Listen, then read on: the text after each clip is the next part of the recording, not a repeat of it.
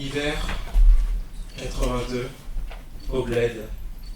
Des samosas, du riz sur des assiettes au sol. C'est sûr, ce soir ce sera un vrai festin. C'est sûr, demain, on va changer de destin. C'est le dernier repas de ma mamie pour mes parents, avant le grand départ pour le nouveau continent. Pas de fourchette, on mange avec les mains. On déguste les samosas avec les voisins. Hiver 2002, maman s'agite avec des papiers pour un ancien voisin du bled sans papier. Mais le tampon de la préfecture rouge carmin indique une expulsion de l'Europe pour ce gamin. Pour mon papa, c'est le boulot classique des immigrés, prolétaires 2.0, ouvriers, prêts à se maintenir en forme sur les chantiers. Mais les produits chimiques le feront déchanter. Chômage économique, l'argent rentre moins, et les huissiers veulent donner 3 coups de main. Toc toc toc, c'est qui ? Bah c'est la misère, c'est le présent qui m'envoie, je suis son bouc émissaire. Hiver 2022, j'affronte ses fêlures. Mon stylo, c'est mon ami. Avec lui, je fais le mur. Il m'oriente vers des chemins magiques. Wingardium Leviosa! Le slam, c'est fantastique. Faire l'artiste, c'est cool, mais ça remplit pas le bide. Surtout quand les demandes de subsides se prennent des bides. Alors je vais au taf comme un automate. Je crois qu'il y a du seum qui coule sur ma pommade. Mais demain, entretien pour un nouveau boulot. Inch'Allah, ça va schéma, je boirai le seum au goulot. Les mains moites, l'impression d'être un boulet parce qu'à l'oral, je n'ai pas le charisme d'Isabelle Boulet. J'ai regardé au téléentretien sur mon GPS. C'est à peu près 30 minutes d'ici, près du tram Léopold II. C'est le nom du souverain qui a mis le Congo en PLS en coupant parfois les mains des nécessiteux. Heureusement que la tradition ne s'est pas perpétuée et qu'aujourd'hui les mains des Noirs ne sont plus coupées. Parce que ne plus avoir de main, c'est pas très pratique. Surtout quand, comme moi, tu bosses dans l'administratif. Pas condamné à revivre le tonneau des Danaïdes. Je me bats pour que chaque jour ressemble à la Ide. Avec ses émotions, j'ouvre mes chakras. Et j'ai remplacé mon mantra. Main sur le cœur, je crée mon hymne national. On y mentionne les héros qui ne sont pas dans les livres. Pas qu'une banlieue pauvre ou un passé colonial. Mon histoire a une culture et deux rives. Ma culture est dans les mains de ma mamie. Celle de mes blédards, celle de mes amis. Dans mes mains, il y a ma culture aujourd'hui. Parce qu'aujourd'hui est à portée de main. Être humain fabriqué en 90-1, en moins de 2, je t'ai présenté mon ménage à 3, entre 4-1, culture et ciel Mossad. T'inquiète pas, je me consolerai avec des samosas d'ailleurs. D'ailleurs, les samosas sont la 8e merveille du monde parce qu'ils influencent les architectes des pyramides. Donc ma culture est partout et s'auto-féconde. Et ce soir, elle s'envole de sa chrysalide. Être humain fabriqué en 90-1, en moins de 2, je t'ai présenté mon ménage à 3, entre 4-1, culture et ciel azur. Tapement 5 et bienvenue dans ma sous-culture. Oui, bonsoir. Bonsoir à toutes et à tous. Merci beaucoup pour l'invitation, pour le lancement de ce comité Ujamaa. C'est une question qui est très difficile, très complexe, parce qu'il y a autant de définitions possibles de ce que c'est qu'être africain que d'africain en réalité, et on est à plus d'1 milliard. Donc il pourrait y avoir 1 milliard de définitions de ce que veut dire être africain. Dans le contexte de la diaspora, c'est encore plus compliqué parce qu'il y a plusieurs trajectoires diasporiques. Il y a la diaspora historique, ceux qui ont été déportés pendant la traite et l'esclavage vers les Amériques, qui parfois se sont relocalisés en Occident, donc qui sont une diaspora dédoublée, donc les Caribéens de Paris, de Londres, etc., dont certains ont fait aussi le Back to Africa, donc c'est déjà les ancêtres de ce qu'on appelle aujourd'hui les Ripats, qui sont encore une diaspora afro-péenne, si on peut dire ainsi les choses, en Afrique. Donc il y a énormément, je dirais, de positionnement, de trajectoire de circulation. Ce qui est certain, c'est qu'il y a effectivement la question de l'origine et de l'identité, qui est un élément naturel de ce qui détermine l'africanité, c'est-à-dire appartenir à un pays, être originaire d'un pays africain, ce qui est la définition basique, entre guillemets naturelle. Et puis il y a effectivement ce que vous avez évoqué dans le contexte de la diaspora, qui est la dimension plutôt culturelle, la prise de conscience et donc le sentiment d'appartenance ou l'intérêt que l'on peut développer à la fois pour ses origines, son identité, son histoire ou l'histoire de nos parents ou grands-parents, et en même temps pour l'actualité du continent africain.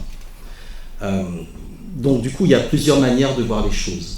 Il y a une lecture qui m'amènerait à dire que constitue la diaspora des personnes afrodescendantes, et même le terme peut être débattu, qui subissent ou qui sont traités en Occident de la même manière que leur pays d'origine ou supposé d'origine est traité dans les relations internationales. C'est-à-dire que peu importe quelque part le fait qu'on ait la nationalité ou pas, il y a un traitement qui est adapté. Néanmoins, dans le contexte de la nationalité ou pas, il y a une distinction entre l'immigré et l'étranger, avec une particularité qui est liée à nos trajectoires, qui est le fait que nous sommes issus d'une histoire coloniale, postcoloniale très particulière et asymétrique, qui fait que les autres groupes en situation de diaspora, notamment en Afrique, constituent de leur part des communautés, voire ce qu'on appelle la première division des immigrés, c'est-à-dire des expatriés. Donc se pose aussi, je dirais, la question sociale qui traverse aussi la définition des diasporas que l'on a à déterminer. Il y a des définitions classiques produites par l'Union africaine, donc c'est tous ceux qui sont donc issus de cette histoire-là, de ces migrations post-coloniales, et qui peuvent revendiquer d'un lien avec un pays, un territoire africain. Donc ça, c'est la définition, on va dire, institutionnelle. Et puis, il y a les définitions beaucoup plus, militantes, engagées, qui là renvoient vraiment à une prise de conscience, à un intérêt que l'on va développer donc, pour l'Afrique, pour le territoire d'origine ou pas, parce qu'on peut aussi se focaliser sur le continent de manière générale et non pas sur le territoire d'origine. Et enfin, je dirais aussi un croisement d'échelle entre la notion de diaspora, qui est quand même quelque chose d'assez évanescent, d'assez subtil, et la notion de communauté, qui là va être davantage marquée, parce que dans le contexte de communauté, on peut se rattacher effectivement à des territorialités, des juridictions, communautés congolaises, guinéennes, maliennes, marocaines, etc. Alors que le contexte de diaspora, il est beaucoup plus transversal, il est beaucoup plus, fluide que celui de communauté. Donc je pense que c'est vraiment l'un des enjeux de relier les deux notions, communauté et diaspora, et c'est le travail qui est fait effectivement à l'intérieur du panafricanisme qui apporte, je dirais, une autre dimension à la notion de diaspora africaine et de communauté africaine. Donc la communauté par rapport donc, au continent et la diaspora donc, par rapport donc, aux descendants ou aux Africains de l'extérieur. Et c'est par rapport à ça qu'effectivement l'Union africaine avait créé donc, à un moment la diaspora comme 6e région du continent africain, mais c'est une 6e région sans matérialité, sans matérialisation. Il n'y a eu qu'en 2012, il y a eu un sommet Afrique Diaspora en Afrique du Sud, mais au-delà de ça, il n'y a pas eu de matérialisation de ce qu'est cette diaspora d'un point de vue, je dirais, institutionnel. Et ça rejoint un peu les problématiques évoquées précédemment concernant notamment la question des investissements, des transferts de fonds et de la nécessité de coordonner ou pas, parce qu'on peut aussi laisser les choses de manière, je dirais, subversive, le rôle de la diaspora par rapport au continent africain et en même temps poser celui du continent africain vis-à-vis de la diaspora. Donc je n'ai pas forcément précisément répondu parce que c'est une question qui est, à la fois très large et très intime. Moi, dans mon cas personnel, je suis né au Bénin, mais ma mère est martiniquaise, donc j'ai les deux dimensions, à la fois l'Afrique et la diaspora. En Afrique de l'Est, on n'a pas forcément non plus les mêmes approches de la notion de diaspora ou d'identité qu'en Afrique de l'Ouest. Donc je dirais qu'il y a vraiment des gradations et que l'enjeu justement du panafricanisme, c'est d'arriver à faire un peu la synthèse de tous ces dilemmes identitaires qui sont liés au fait que lorsqu'on pose la question de qui est africain, on est confronté au fait que nous sommes le continent qui a été le plus traversé par des influences extérieures et qu'on va parfois se définir comme francophone, anglophone, lusophone, etc. Et donc ça pose vraiment la question des références, des sources, des dilemmes identitaires. Donc voilà, je n'ai pas forcément répondu, mais je pense que l'objet de cette question, ou même l'objet de ce débat, c'est vraiment de lancer des pistes de réflexion pour les uns les autres.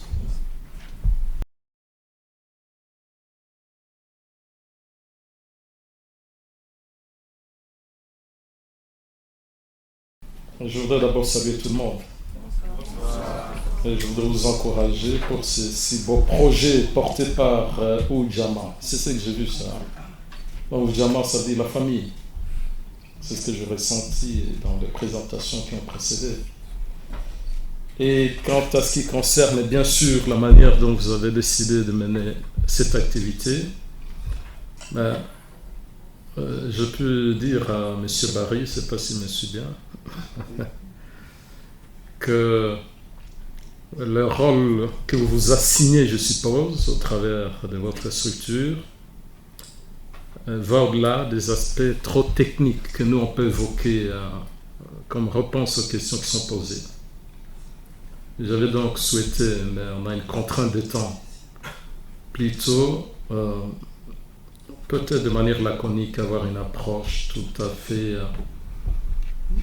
assez large, que pour vous aider, peut-être on le fera par la suite, les mois, les années à venir, à peut-être imaginer la meilleure manière pour vous et pour nous tous d'ailleurs d'intervenir pour le bien de nous tous ici comme communauté, être utile ici, mais également agir de manière assez déterminante pour l'Afrique. J'exagère quand je dis déterminante, mais ça reste possible.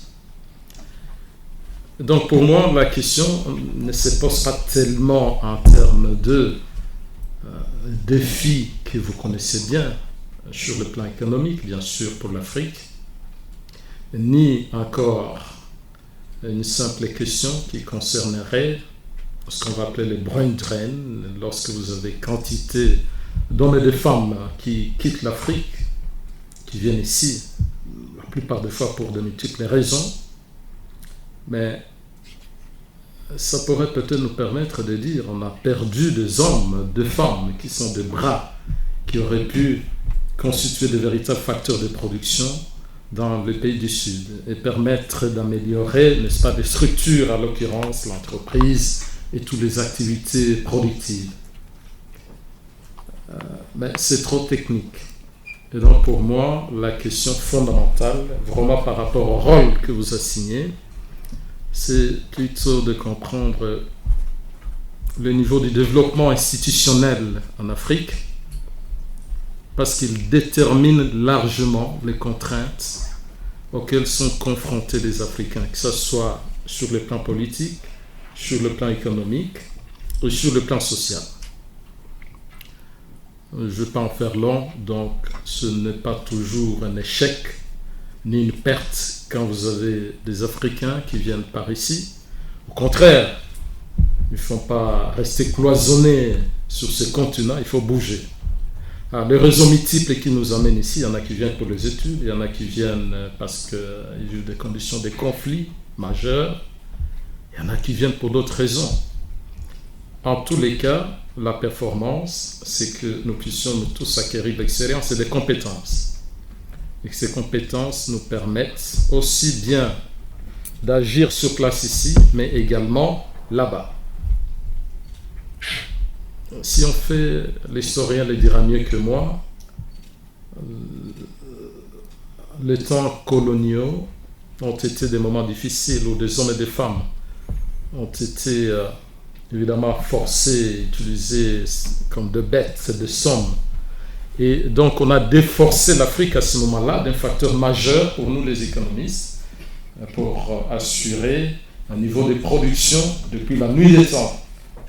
Il faut combiner les facteurs. On n'a pas appris ça seulement à l'école ici, mais nos ancêtres aussi avaient l'habitude d'avoir des hommes, des femmes courageux qui travaillent, mais ils ont également intégré des techniques de manière, on va dire, peut-être pas comme ici, mais ils avaient des techniques de production. Quand je vais chez moi au village, je vois que ma grand-mère, elle sait toujours faire des choses de manière exceptionnelle pour améliorer la rentabilité, n'est-ce pas, de son activité agricole. Il va sans dire que des hommes et des femmes qui étaient parmi ce qu'on aurait pu qualifier des hommes et des femmes solides et qui ont été arrachés à l'Afrique, cela a conduit tout naturellement à une déperdition en termes de moyens sur le bien du facteur humain, facteur travail. À l'heure d'aujourd'hui, on aurait tort de considérer que l'immigration représentait forcément une perte en termes de facteurs de production. Parce que vous venez pour apprendre, détenir des compétences, et même ceux qui ont fui d'une manière ou d'une autre, ils finissent par acquérir des compétences utiles et à comprendre le fonctionnement du monde. Et donc, à être doté, à mon avis, davantage de capacités que pour pouvoir être utile, encore une fois, ici et là.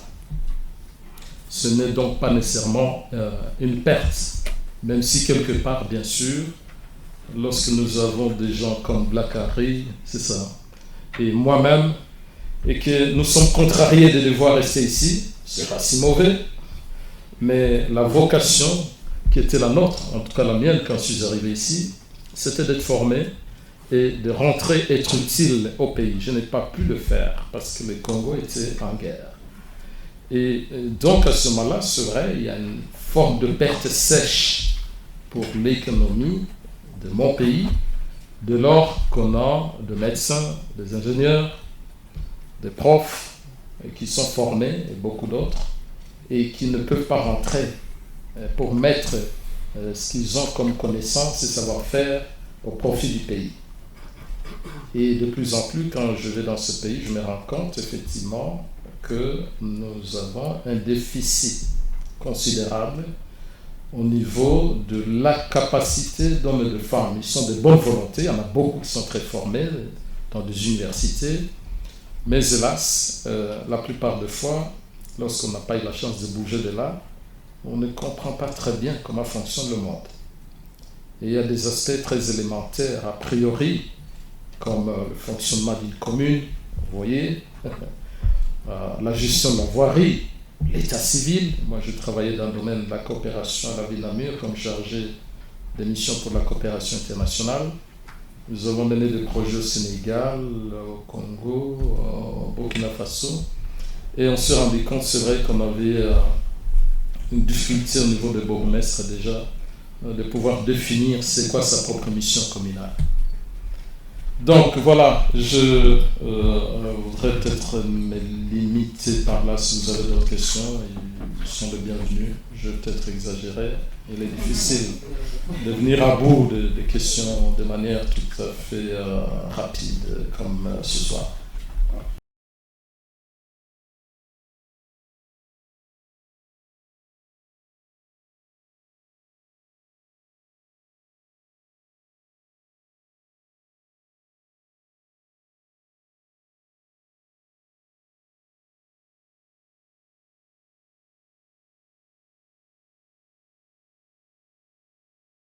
Bon, si on prend la manière dont la première diaspora, ceux qui ont été déportés, si on prend le cas d'Haïti, qui est le premier État africain construit, né à l'extérieur du continent africain, le lieu de naissance du panafricanisme, ce qui s'est passé dans ce contexte-là, c'est qu'on a des éléments culturels qui ont été rasés par la colonisation et qui ont survécu uniquement à l'extérieur de l'Afrique du fait qu'on a eu des ancêtres qui ont été déportés. Donc il y a des éléments, entre guillemets, d'africanité qui n'existent qu'en dehors de l'Afrique, qui n'existent plus aujourd'hui en Afrique même, du fait du rouleau compresseur de la colonisation. La colonisation, si vous voulez, c'est vraiment l'intégration totale. Il n'y a pas plus intégré qu'un colonisé. Quand un Congolais a été colonisé, il est plus intégré qu'un Belge parce que la colonisation, c'est l'intégration totale. Ce qui fait que lorsque on est en situation de diaspora, il faut repenser la question de l'intégration par rapport à la colonisation et à la nécessité de penser la désaliénation. De penser effectivement comment, d'une part, l'Europe s'est enrichie effectivement de nos influences, l'Occident s'est enrichi de nos influences, et comment en retour on a quand même été aussi imprégné de cette sortie de l'histoire de l'Afrique, de la manière dont on a été extirpé de l'histoire de l'Afrique, parce que la diaspora ne doit pas se faire d'illusions. L'histoire de l'Afrique continue sans elle. Les Africains se battent, ils avancent, ils construisent leur histoire, ils avancent.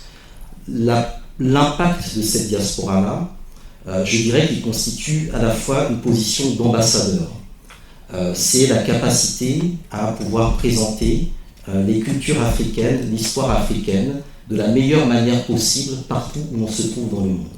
Et donc d'être en lien avec les évolutions de cette culture qui ont lieu sur le continent africain. C'est en ça que généralement j'encourage les clubs étudiants qui se constituent en Belgique, en France, au Canada ou ailleurs, à établir des partenariats avec les clubs étudiants en Afrique même. Ça me semble très important. C'est de cette manière-là notamment que vous pouvez mesurer l'impact que vous avez en tant qu'influence diasporique sur le continent.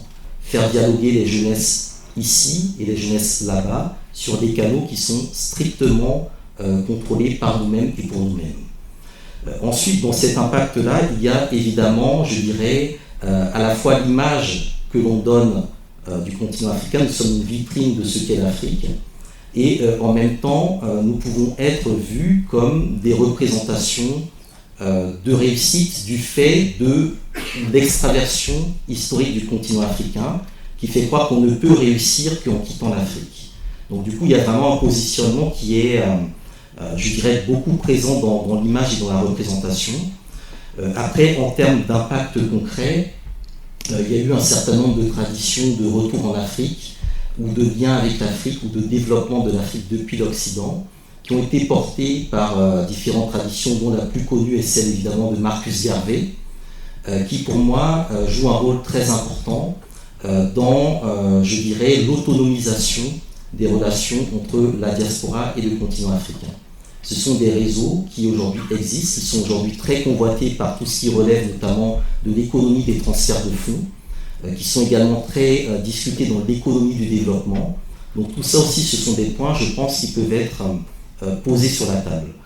Et le dernier élément, je dirais, c'est tout ce qui relève aussi des influences culturelles, des influences spirituelles, et aussi des formes de sociabilité que l'on peut voir dans, je dirais, l'époque des nouvelles technologies, où finalement, être ou pas sur le continent n'a pas tant de sens, parce qu'il y a des réseaux qui permettent, je dirais, de connecter en un clic et le continent et la diaspora. Donc, c'est un peu les points que je retiendrai de manière un peu schématique, mais l'impact des influences diasporiques en Afrique depuis donc les premières migrations, il faut vraiment la mettre en relief avec la manière dont l'Afrique elle-même a impacté le monde. Est-ce qu'il y a un jeu à somme nulle ou pas? Est-ce que l'Afrique a davantage été influencée, impactée par ces diasporas ou le contraire? Pour moi, ce sont des débats qui se posent, et j'ai plutôt tendance à penser qu'il y a quand même sur le continent africain des éléments qui ont plutôt tendance à être, alors, soit de manière négative, des forces d'inertie dans certaines initiatives portées par la diaspora, dans le sens négatif vis-à-vis de l'Afrique, soit dans le sens négatif vis-à-vis de la diaspora, une idée que la diaspora est plus importante, plus évoluée, plus avancée que le continent africain, ce qui a conduit notamment à une erreur comme le cas du Libéria. Donc des deux côtés, il y a une mise à niveau qui doit se faire, et moi je me situe plus dans ce pont, dans cette mise à niveau dont Malcolm X parlait, en disant que le plus important c'est vraiment d'établir un pont entre, donc à l'époque, les 22 millions de Noirs américains et les Africains du continent, pour justement avoir dans ce pont-là le critère, l'indicateur de mesure d'influence. Donc pour moi, la question que vous posez, elle amène en fait à me rendre compte que nous avons besoin de nos propres indicateurs d'influence pour mesurer justement ces éléments-là. Et des indicateurs qui soient autre chose que de savoir combien de dollars on a envoyé par Western Union, ou combien, je dirais, combien de vues de tel artiste nigérian à Londres, à Washington, etc. Donc c'est vraiment réfléchir sur nos indicateurs, parce que dès lors que nous avons nos propres indicateurs dans ce cadre-là, je pense que nous pouvons davantage nous émanciper, et ici et là-bas, et être davantage, je dirais, souverains dans notre approche.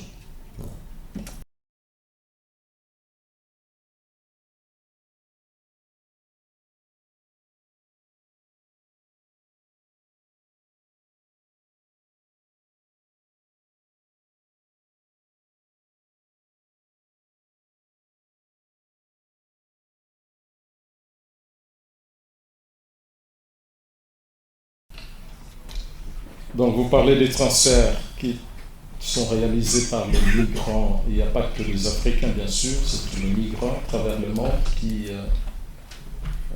font des transferts vers leur pays d'origine. Mais la question fondamentale, est-ce que, effectivement, ces fonds, la plupart des fois, beaucoup plus importants que les fonds de la coopération internationale, est-ce qu'ils produisent des résultats concrets en matière ou en termes de génération d'activité économique?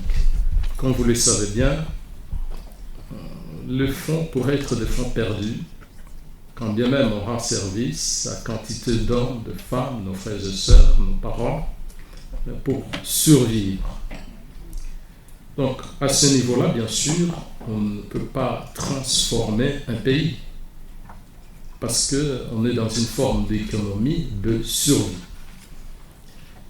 Il va sans dire que la capacité, c'est peut-être le rôle que vous allez jouer demain, aujourd'hui et demain, c'est de faire en sorte de structurer le transfert et de les organiser autour de véritables projets d'investissement. Comme vous le savez bien, après la Deuxième Guerre mondiale, vous avez le plan Marshall ici, le pays développé, les sont devenus fondamentalement par l'entreprise. Alors, c'est vrai que l'entreprise elle-même, pour se développer, a besoin d'un effort considérable de l'État lui-même en tant qu'acteur majeur. Et donc, si on veut que ces fonds servent réellement de moteur, tant soit peu, pour l'activité économique dans le Sud, il faut créer un cadre de gouvernance capable d'absorber ces fonds et de donner des chances à ce qu'ils pensent pouvoir investir au niveau de l'entreprise. Autrement dit, il n'y a pas de miracle si on considère qu'il suffit de faire de vases communicants et vous avez des fonds qui quittent le Nord mobilisés par qui que ce soit au travers de la coopération, que ce soit par le fils et le fils des immigrés ou des Africains, des immigrés qui sont ici, que ce soit même par le biais des institutions de Bretton Woods, à savoir la Banque mondiale, le Fonds monétaire international. Il ne suffit pas d'engager des transferts de fonds que pour obtenir des résultats, parce que l'histoire, en matière de développement, nous a montré que les politiques d'ajustement structurel ont été un échec, que le fonds, les capitaux qui ont été mobilisés et dont on a pensé qu'ils allaient permettre aux pays du Sud de se développer, ont été détournés. Nous étions essentiellement au niveau de plusieurs pays en Afrique dans des régimes dictatoriaux. Et donc, à l'heure d'aujourd'hui, le même problème se pose. Même si vous étiez structuré et que vous avez l'idée de mener de véritables projets d'investissement, ce qu'il faut saluer, c'est une bonne chose. Mais je voudrais vous dire que l'entreprise et l'investissement a des chances de se développer là où les climats, comme on le dit, des affaires est réel. En d'autres termes, s'il n'y a pas de bonne gouvernance dans ce pays-là, la plupart des efforts qui sont mobilisés, il faut le faire malgré tout, ne peuvent pas produire de véritables résultats. Voilà pourquoi, lorsqu'on m'a suggéré de répondre à ces questions, j'ai dit, je crois que ce qui est très important, c'est de discuter avec vous de la question institutionnelle dans les pays du Sud. Et de vous dire, pour moi, la meilleure manière, c'est d'être le plus structuré à votre niveau. Tout le monde n'a pas la vocation, n'est-ce pas, de la charge politique. Mais moi, je considère que ceux qui ressentent l'envie de le faire, ils doivent être déterminés et aller dans une forme d'école que j'appelle une école de la gouvernance et qui intègre la culture africaine de telle manière à ce que de tout ce que vous avez accumulé comme expérience ici, de vos savoir-faire sur le plan scientifique, académique, professionnel, vous puissiez vous engager sur le plan politique et donner notre visage de la classe politique africaine. C'est un échec. Encore aujourd'hui, la plupart des gens qui gouvernent n'ont pas de véritable ambition pour leur pays. Et ils ont du mal, bien sûr, à engager de véritables réformes sur le plan législatif. Et par conséquent, la plupart des projets qui sont menés là-bas laissons en toute incohérence. L'économie apprécie ce qu'on appelle les effets d'entraînement. On ne peut pas obtenir ces effets lorsque vous avez des États moribonds qui dysfonctionnent en termes de règles et où vous avez à la tête de ces États ce qu'on appelle des hommes et des femmes politiques, présidents et ministres, et que nous-mêmes, nous avons érigé quasi en monarque. Nous avons un semblant de démocratie en Afrique, mais en réalité, ce sont des pouvoirs par trop autoritaires. Il va falloir que de jeunes gens comme vous soient les plus déterminés pour occuper l'espace politique et insuffler notre esprit et transformer fondamentalement l'espace politique pour donner beaucoup de chance aux projets économiques et sociaux.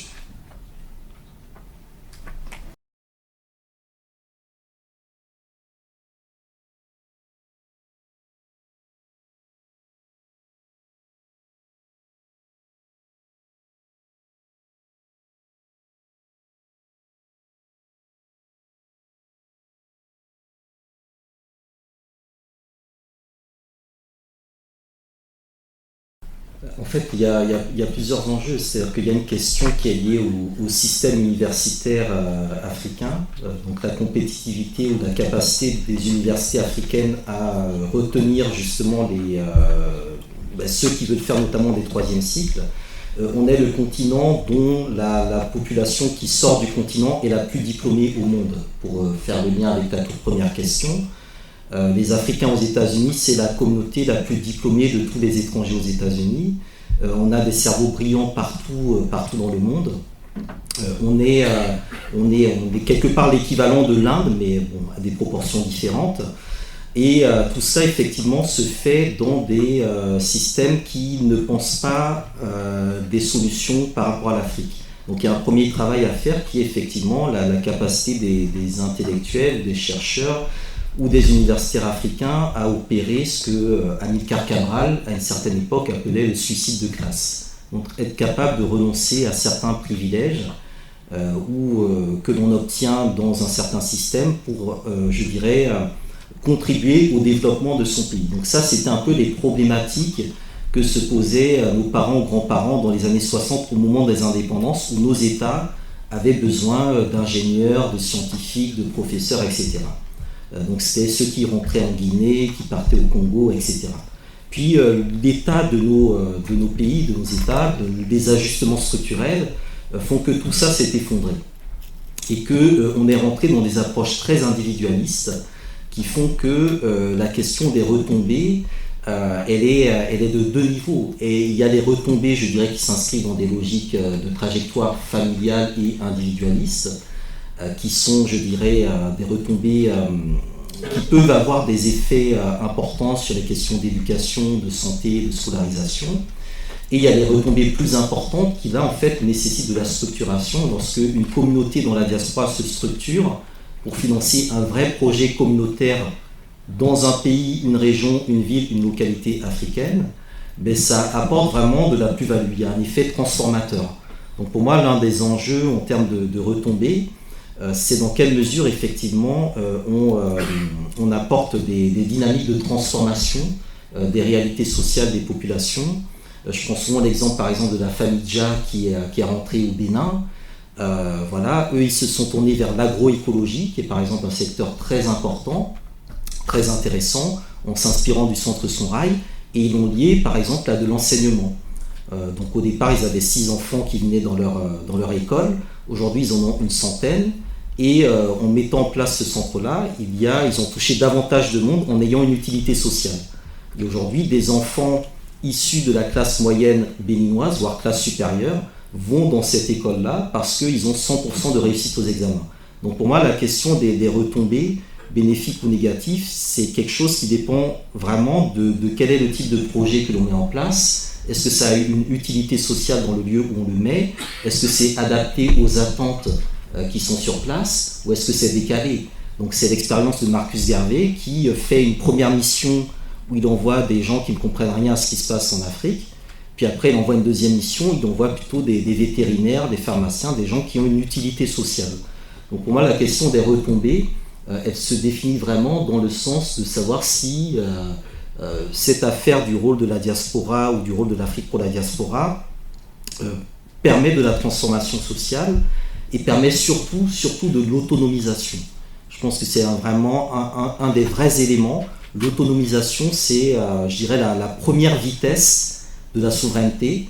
Et c'est pour ça qu'il est important vraiment de travailler des penseurs comme Joseph Kizerbo, le développement endogène, de se tourner également vers la manière de penser également des écosystèmes qui soient suffisamment solides et pertinents et qui puissent aussi permettre de faire tourner à la fois la main-d'œuvre, mais en même temps être producteur, je dirais, de recherche locale. Il y a une vraie problématique autour de la recherche et développement dans laquelle il faut que nous soyons actifs, surtout vous, étudiants, doctorants, etc., qui me semble très important, je pense, à aborder dans cette question. Après, sur le volet plus macro, bon, évidemment, il y a des retombées, il y a de l'argent qui est investi, il y a de l'économie qui tourne, mais ce n'est pas forcément de l'économie qui est maximisée dans le sens, je dirais, du développement, mais ça, je pense que le professeur saurait davantage développer ce point-là.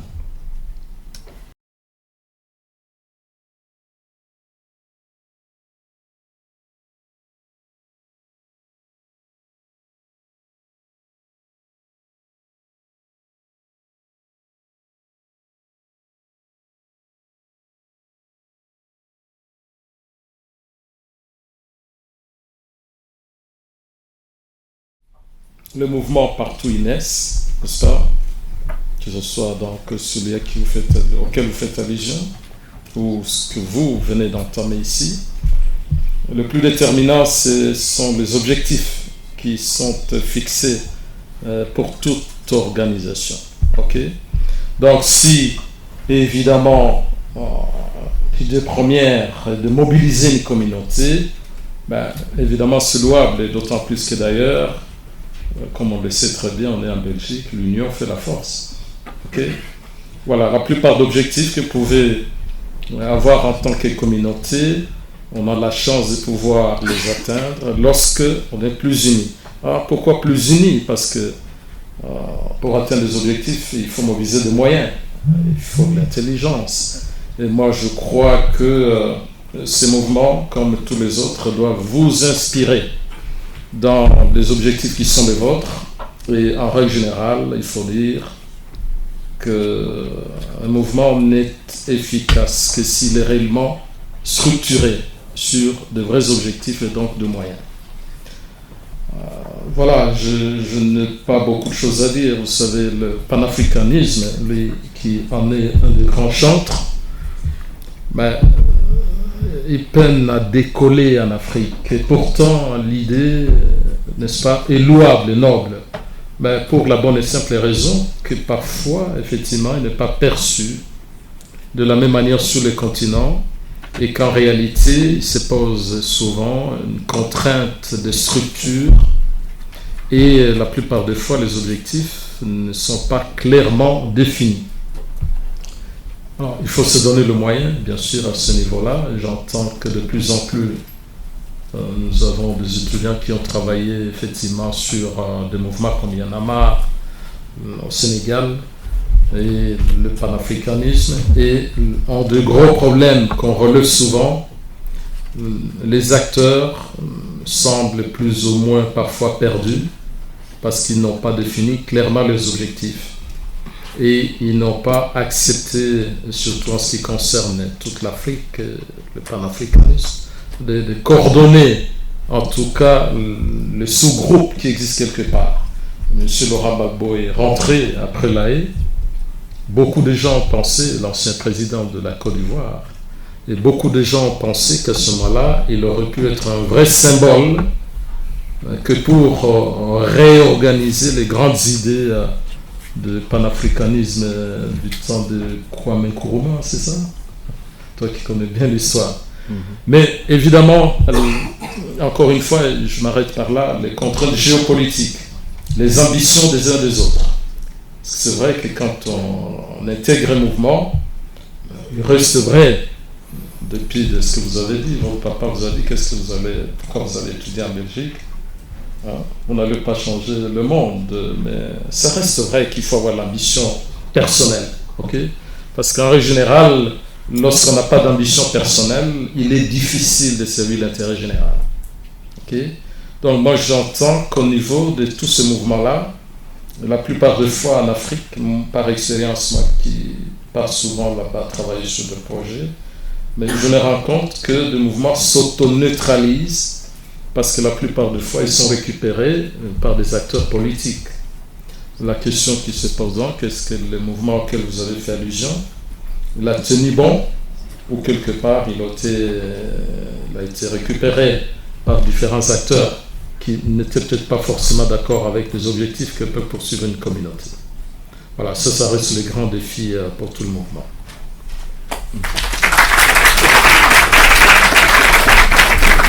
Oui, juste pour... je pense que la question du panafricanisme, c'est une très large question.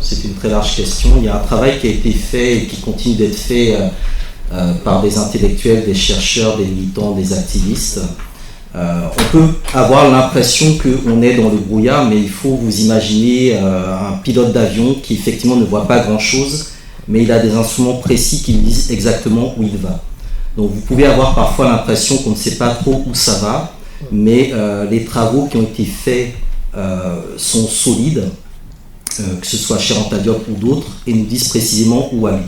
La grande difficulté, c'est qu'il y a énormément de turbulences, il y a énormément de difficultés, il y a des ratés de moteur, donc on a l'impression qu'on ne va pas y arriver, mais je peux vous assurer qu'on va y arriver. On va y arriver.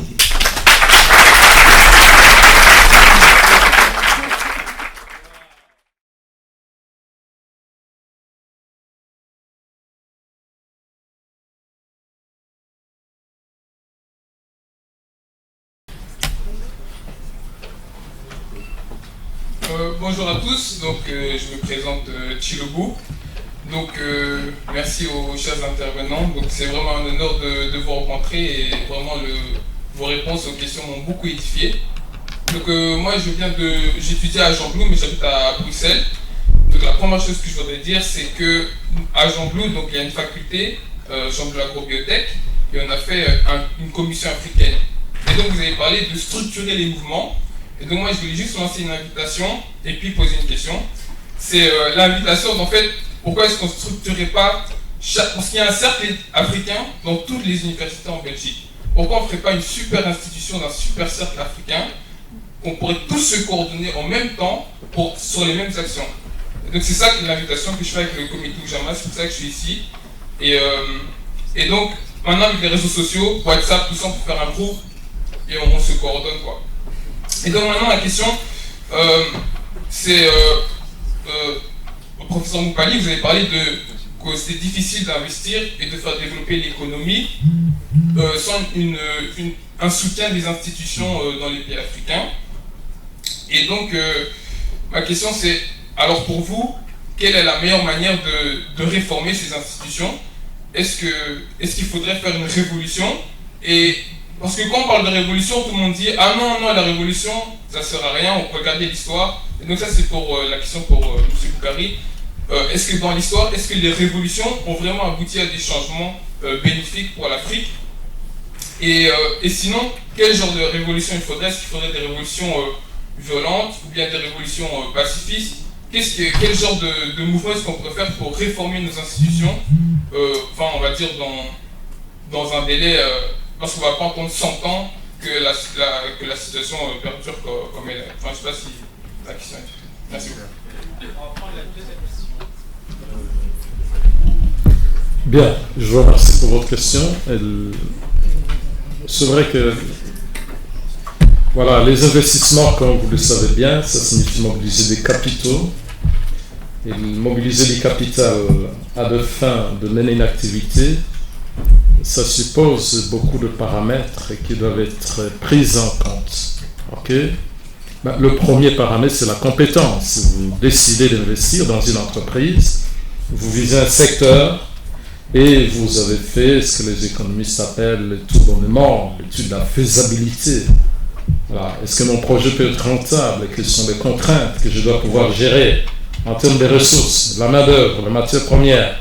Comment j'engage les processus pour obtenir les résultats, c'est-à-dire arriver à faire ce qu'on appelle les outputs de production et avoir une maîtrise de ces coûts de production. Vous voyez, il y a ce volet, on va dire, technique. Il faut bien sûr pouvoir le maîtriser pour mener un projet.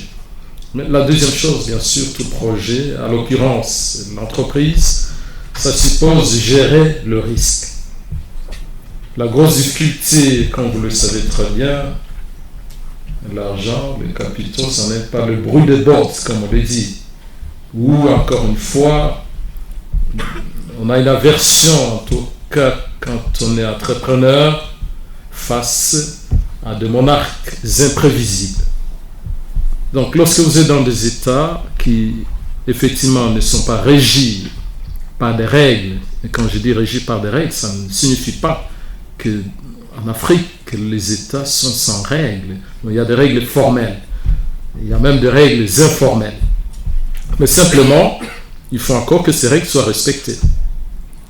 Et donc, toute la question qui consiste à garantir le risque passe au travers, effectivement, de la capacité de la société à développer des règles contraignantes. Et par définition, quand vous créez une entreprise, n'est-ce pas, en économie, on va dire que vous jetez sur le marché de l'offre de biens et des services, et ou des services, mais vous avez aussi de la demande. Mais il faut intégrer tous les volets de la concurrence et vous rendre si bien compte, si oui ou non, vous avez effectivement la possibilité de vous retrouver dans un pays où les salaires, par exemple, des fonctionnaires sont payés régulièrement, n'est-ce pas, où le pouvoir d'achat des populations ne s'érode du jour le jour, et vous vous en doutez bien que quand le pouvoir d'achat n'est pas là, s'il y a de la turbulence, de l'instabilité, mais il va de soi bien sûr que les chances de parvenir à réaliser ce qu'on va appeler ici un projet durable dans le temps, ces chances s'amenuisent. Voilà pourquoi moi je suis un adepte, par expérience, de ce que la diaspora africaine, en particulier ici, devrait s'engager très largement et de manière significative sur les champs politiques. Parce que les champs politiques, quand on les quitte, on laisse la place à des quantités d'hommes et de femmes qui sont dégoûtants. Et si vous êtes dégoûté, vous partez. Ça signifie évidemment que cet espace, il va être occupé par tout simplement ceux qui n'ont pas d'ambition réelle pour leur peuple. Est-ce que la révolution s'impose? Dans le contexte actuel, il va sans dire que le monde en réalité est devenu un village. Des combats de transformation des champs politiques dans le pays du Sud peuvent être menés ici comme on peut le mener sur place là-bas. En tout état des causes, que ce soit ici, je ne sais pas s'il y a des Congolais ici, moi j'en suis un. Donc, je me rends compte que vous avez sur Bruxelles, ça a chahuté en catastrophe, mais ça s'appelle de Bana Congo. Ok?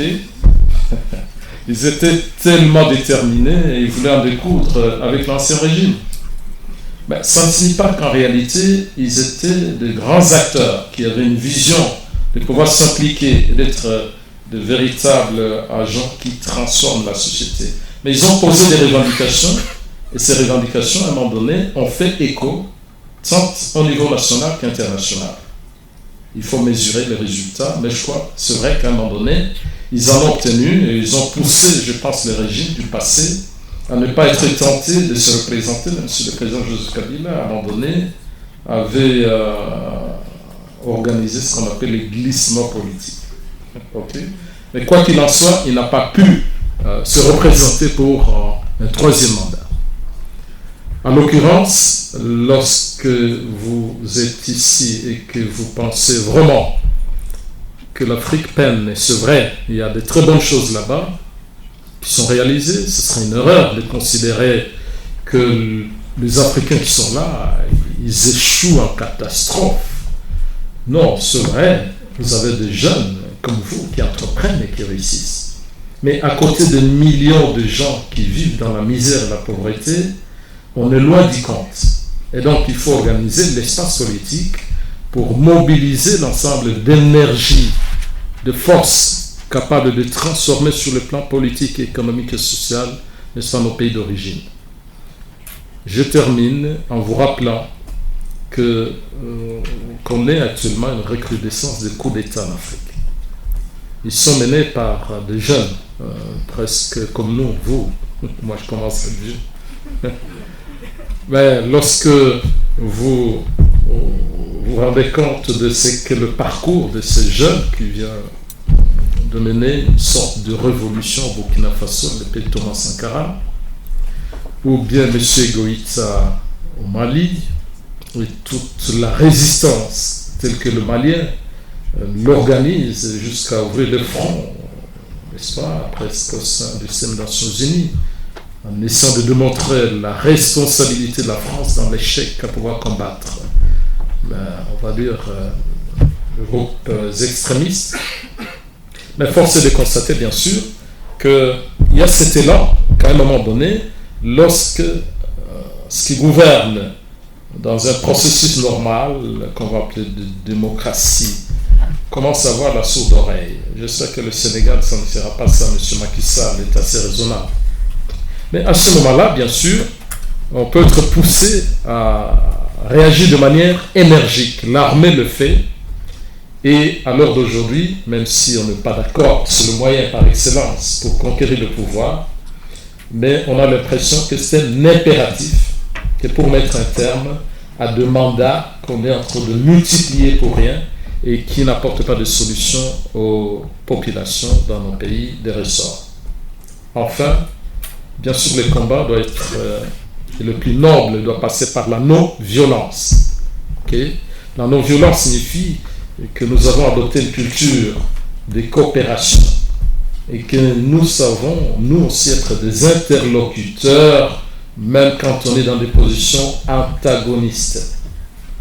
Je vois encore le Congo, le Rwanda, et vous avez encore plusieurs pays qui ont des difficultés de frontières. Sinon, quand vous avez des ressources, comme plusieurs pays, à l'occurrence celui que je viens d'évoquer ici, le Congo, mais vous êtes aux prises évidemment de ce qu'on va appeler la cupidité des grands acteurs au niveau de la communauté qu'on va appeler internationale, mais également au niveau sous-régional. Voilà. Est-ce que les institutions stables, animées par des hommes qui ont de l'ambition, qui comprennent la nécessité de vivre ensemble, mais qui comprennent que la guerre, ce n'est pas forcément la meilleure solution. Est-ce que cela est possible? Oui. Est-ce qu'on peut l'attendre de vous, si vous vous engagez sur le plan politique, et au travers d'un processus politique, démocratique, mais il faut livrer ces combats, c'est un challenge. Et surtout, il ne faut plus laisser le terrain à des hommes et des femmes qui ont perdu, je crois, l'essence de la politique. Et qui sont là, malheureusement, la plupart, beaucoup, et j'ai beaucoup d'amis, quand je discute avec eux, ils me disent, nous sommes corrompus parce que le système est pareil. Mais à un moment donné, il faut vraiment, et ça, c'est une prise de conscience, il faut des hommes déterminés, capables d'abnégation, et qui acceptent de s'engager pour réellement changer, comme je le disais au début des premières questions qui m'ont été posées, changer le visage, n'est-ce pas, de la politique dans les pays du Sud. On va prendre la deuxième question. J'avais une question ici, s'il vous plaît. Pour rappel, on n'a vraiment plus beaucoup de temps. On va réduire le nombre de questions par intervenant. Vous allez nous excuser pour ça. Bonsoir, ma question c'est pour M. Hamzat Boukari Amara. Je m'intéresse tout particulièrement à la question du Back to Africa, qu'on appellerait aujourd'hui la remigration. On a vu que les tensions, on voit notamment dans votre ouvrage, que les tensions entre ségrégationnistes et intégrationnistes sont présentes déjà dès l'émergence du panafricanisme. Et aujourd'hui, on voit un contexte particulier. On est à la fin on est tout près de l'abolition de l'esclavage, on est au début de la colonisation. Et on voit aujourd'hui une ONG, tout particulièrement, celle de Kémy Séba, qui est peut-être le panafricaniste francophone le plus écouté, le plus suivi, qui somme les Noirs de retourner sur le continent africain en niant leur appartenance belge, française ou autre. Selon vous, quels sont les ressorts que l'on retrouve derrière cette volonté de retourner en Afrique malgré qu'on ait cette double culture, cette double nationalité, etc. Je dirais que l'histoire du retour en Afrique, elle est très ancienne, elle est continue, elle est perpétuelle. Il y a toujours eu des départs et des retours, il y a toujours eu des processus de rémigration. Dans les années 60-70, il y en a eu un certain nombre. Au début des années 2000 également. Là, en fait, on touche, je dirais, ce qu'on appelle les troisième générations, donc ceux qui sont nés effectivement ici, qui généralement n'ont pas connu l'Afrique. Donc je pense que c'est plutôt eux qui peuvent être impactés par ce discours. Et dans, je dirais, ce lot de troisième génération nés ici, n'ayant pas connu l'Afrique, il y a un peu à boire et à manger. Il y en a, je pense, qui peuvent voir l'Afrique comme un lieu justement de réalisation d'opportunités, avec l'idée qu'on peut facilement réussir et se faire de l'argent, puisque tout le monde y va, allons-y aussi. Donc il y a une possibilité de rémigration qui est fondamentalement capitaliste et colonialiste. Il y a ceux qui ont une conscience historique, qui n'ont pas besoin qu'on leur dise de retourner, tout ça, ils y vont déjà, ils font déjà, ils vivent déjà une culture africaine ici, et pour lesquels retourner ou pas retourner n'est pas fondamentalement, je pense, le plus important. Et puis il y a peut-être un troisième niveau, qui, je pense, s'inscrit peut-être, je dirais, dans la résurgence de la xénophobie, du racisme, dans la visibilité des mouvements d'extrême droite, qui, déjà dans les années 60, avaient surfé sur le discours de la repatriation, notamment l'extrême droite britannique, qui avait même tenté d'usurper le discours des Rastafari en disant ils veulent retourner en Afrique, renvoyons-les en Afrique. Donc du coup, tout ça aussi, je pense, ça correspond à des sociologies différentes, ça correspond à des lignes politiques parfois contradictoires, mais qui peuvent se retrouver sur des apparences, je dirais, de sophisme. C'est-à-dire que c'est pas parce qu'on aboutit à la même conclusion et qu'on est d'accord sur cette conclusion que le cheminement qui nous amène à cette même conclusion est cohérent d'un côté comme de l'autre. Donc pour moi, il y a ces éléments-là qui se posent. Si on fait l'actualité, le lien avec la récente actualité en France, on a un député qui posait une question, on lui a dit retourne en Afrique.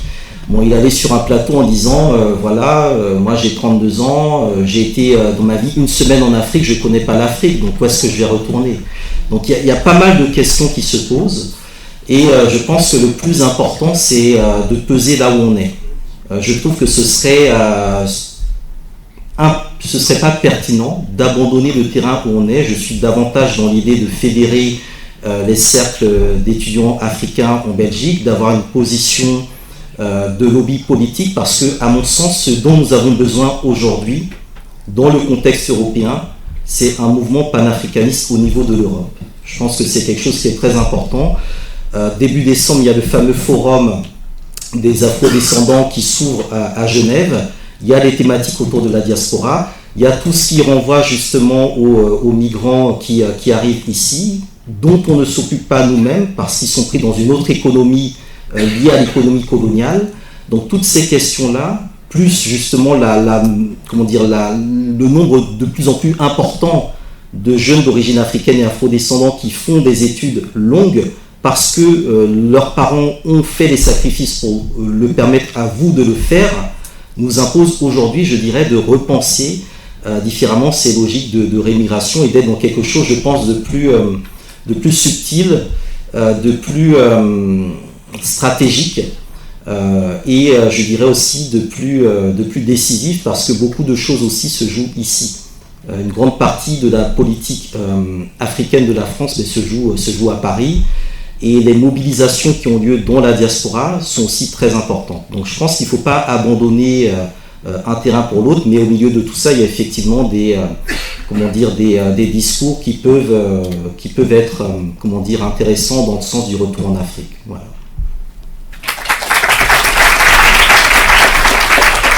On va prendre une prochaine question. Bonsoir, une question pour le professeur. Plutôt, vous avez parlé des capitaux, mais surtout des institutions internationales comme la Banque mondiale et l'UFMI. Du coup, j'aimerais savoir ce que vous pensez sur les aides, sur les prêts et les aides financières étrangères que nos pays reçoivent, certains diraient à outrance, mais surtout du surendettement qui en résulte. Enfin, quelles sont les perspectives d'avenir pour un développement après et existe-t-il des alternatives? Bien. Alors, si vous voulez bien, je vais essayer d'être le plus bref possible, dans la mesure du possible. Ok? Mais c'est une question fleuve qui pose la question effectivement du financement des économies des pays du Sud. Ok? Et comme vous le savez très bien, nous sommes tributaires des aides qui ont été formalisées, n'est-ce pas, au lendemain de la Seconde Guerre, et simplement parce qu'on était dans un contexte effectivement de la guerre froide, et que le président Truman aux États-Unis avait considéré que pour obtenir l'alignement des pays du Sud, il fallait évidemment répondre à leurs soucis de développement. Il n'y avait pas d'infrastructures suffisantes dans les pays du Sud, c'est encore le cas aujourd'hui. Et la question de l'aide au développement est partie plus ou moins de cette, on va dire plus ou moins préoccupation, n'est-ce pas, d'un responsable de la grande puissance. Et donc la finalité, en réalité, c'était pour contrecarrer, n'est-ce pas, l'avancée de l'ancienne puissance soviétique dans les pays du Sud. Ce qui signifie très rapidement que ce n'est pas des bons cœurs ou par charité que ces aides ont été conçues. Il est tout évident, bien sûr, que les institutions de Bretton Woods, la Banque mondiale, le Fonds monétaire international, répondent à des impératifs, n'est-ce pas, de développement, pas seulement des pays du Sud. Les pays les plus endettés sont les pays riches. Et nos pays les sont, malheureusement, parce que ils étaient gouvernés fondamentalement dans les cadres de ce qu'on va appeler des systèmes dictatoriaux. Et un des gros problèmes, effectivement, qui se posent lorsque je vous ai dit qu'ils ne sont pas des vases communicants, il ne suffit pas de mobiliser du capital, de faire passer ça dans des vases, ça arrive au Sud, on a les résultats, parce qu'il faut prendre en compte les réalités internes en matière de gouvernance. Okay? Donc, on a beau mobiliser des capitaux, que ce soit des capitaux publics privés ou dans les cas multilatérales, lorsque vous n'avez pas du répondant en termes de structuration de l'économie qui repose sur des règles formelles, vous avez un contrôle qui s'est fait pour ces capitaux, la nécessité de vérifier si les politiques sont menées, au niveau notamment du cadre multisectoriel, à savoir l'ensemble de ministres que nous avons les uns les autres dans leur pays, mais que pour pouvoir contrôler l'effectivité de l'usage de ces fonds.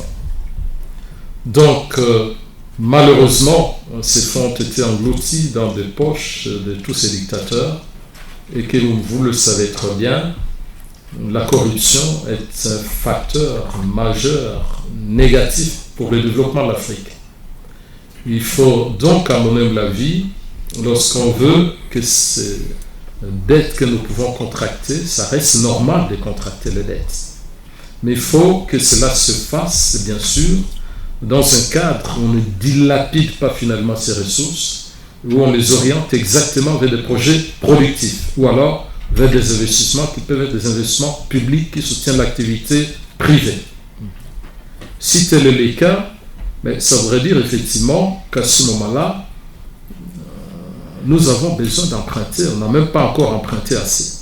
Il ne faut pas en avoir peur. Mais surtout, nous avons besoin des règles et d'une gouvernance responsable pour que l'endettement nous aide à mener de véritables projets de développement dans les pays du Sud. Mais je voudrais dire en dernier lieu, la problématique au niveau du rapport Nord-Sud fait que malheureusement, nous sommes là, la plupart des fois, à tendre la main, même en temps de guerre. Regardez ce qui se passe en Ukraine, quand on ne sait plus avoir le blé, vous avez des chefs d'État africains qui vont pleurnicher chez M. Poutine pour dire on va mourir. Ben, c'est une honte évidemment pour l'Afrique. Pourquoi? Parce que nous avons un potentiel énorme et si on pouvait mutualiser effectivement le moyen disponible et les engager dans de véritables programmes, réformer le secteur agricole en Afrique en jouant sur ce qu'on va appeler une matrice d'échange possible en fonction du potentiel de production que regorge chaque pays. Mais il va sans dire effectivement qu'on aurait pu conjurer le mal, c'est-à-dire un déficit chronique que nous connaissons sur le plan alimentaire. Et pas nécessairement aller chercher du riz ou du blé en Taïwan ou je ne sais où. Donc ça, évidemment, c'est une question de volonté, de maturité politique. C'est pourquoi, encore une fois, je suis en train d'insister. Nos institutions ne sont pas encore pilotées par des hommes, des femmes très courageux. Il y a des pays qui ont réussi, regardez le Chinois. Vous savez, les Chinois, ils n'ont pas toujours été dans la position qui est la leur aujourd'hui. Mais c'est des batailleurs. Et même quand il fallait tricher, ils ont triché. Mais c'était de bonnes guerres. Ok? Et donc, quand ils ont envoyé des jeunes gens pour être formés ici, ils n'ont pas hésité à un moment donné à copier des formules, à rendre comme à rendre, c'est ça, et à réussir à s'hisser au niveau de grands partenaires maintenant internationaux, de telle manière qu'ils sont une référence, que ce soit sur le plan économique, mais également au niveau du développement technologique des pointes aujourd'hui.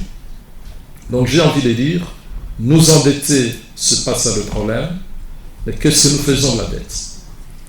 Nous-mêmes mobiliser des fonds, c'est possible, mais est-ce que nous sommes engagés que pour que ces fonds aient la chance de parvenir à créer l'activité et de manière durable dans les pays du Sud? Voilà ce que je pense. Je dois vous encourager à vous endetter. Mais il ne faut pas mourir de dette. On a 3 dernières questions. Une question là, une ici et une dernière par là.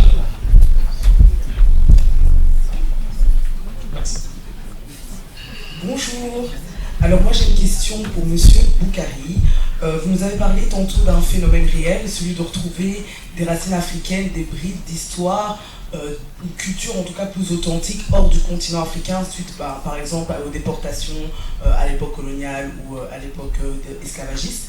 Alors pour autant, je sais que beaucoup de reproches sont faits aujourd'hui à la diaspora africaine d'aimer se définir en tout cas son identité, son histoire par rapport par exemple à l'histoire des Afro-Américains.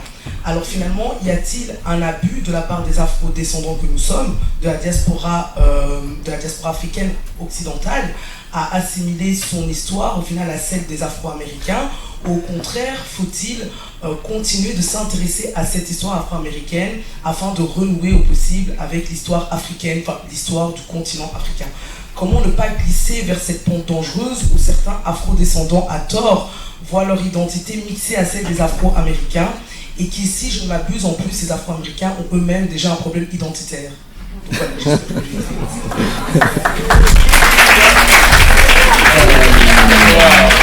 bon, en fait, c'est une question très intéressante parce que bon, moi après, j'ai fait une partie de mes études à Montréal. En 2012, c'est la dernière fois que j'ai été aux États-Unis, donc depuis 10 ans, je boycotte les États-Unis à cause de la guerre de Libye.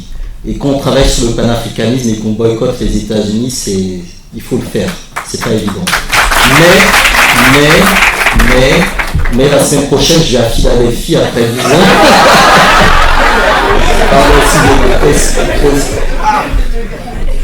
Parce qu'il y a des professeurs africains aux États-Unis qui se sont mobilisés en me disant il faut que tu viennes, il faut que tu viennes, il faut que tu viennes. Donc j'y vais parler de la Russie, l'Ukraine et l'Afrique aux États-Unis, qui reste le centre du monde. C'est là où tout se décide. Il faut dire les choses très clairement.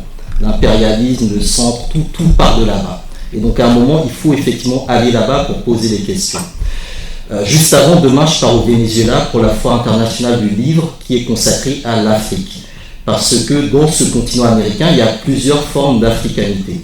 Et tout le monde conteste effectivement aux Afro-Américains, qui sont le produit de l'impérialisme américain, une certaine domination, une certaine hégémonie dans l'histoire des Noirs. D'où le fait que Black Lives Matter se voit comme étant le seul mouvement noir du monde, etc., alors qu'en réalité, il ne représente qu'une minorité des luttes. Donc il y a effectivement ce point-là que j'ai tenté d'inclure dans mon ouvrage, que j'essaie de développer dans ma méthodologie, qui est un peu la partie, je dirais, décoloniale de mon approche. C'est-à-dire qu'il faut remettre en question les récits dominants, y compris dans notre historiographie noire, et aussi interroger, je dirais, l'architecture coloniale produite par les Noirs américains, que eux aussi ont parfois posé sur le continent africain. Mais en même temps, leur reconnaître des choses élémentaires. S'il n'y avait pas les Afro-Américains, je ne suis pas certain que beaucoup de monde connaîtrait Cheikh Anta Diop comme on connaît aujourd'hui. C'est très important, parce que le seul lieu où il est vraiment vénéré, c'est à Atlanta. Il y a une journée Cheikh Anta Diop. Il y a son nom à l'université de Dakar, mais il n'est pas enseigné.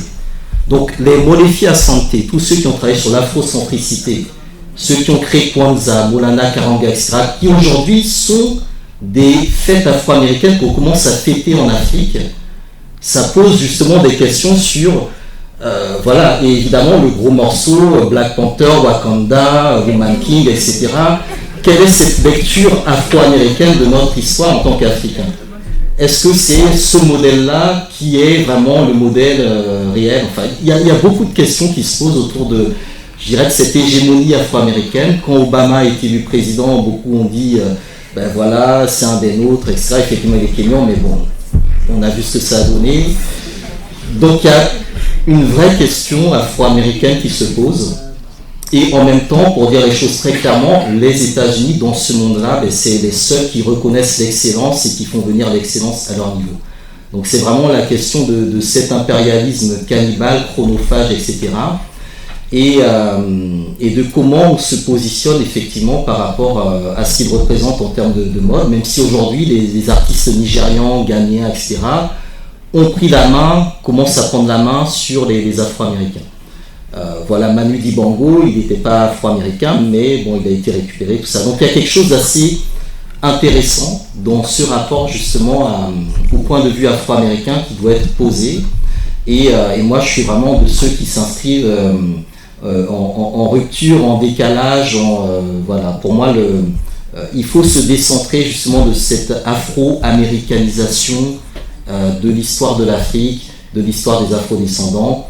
Laquelle est liée en partie, je dirais, au poids institutionnel américain, parce qu'il y a aux États-Unis plus de musées sur notre histoire, sur l'histoire des Noirs, que dans le monde entier. Voilà, mais parce qu'il y a eu des moyens qui ont été mis en place, mais ces moyens, ils sont le résultat des luttes afro-américaines.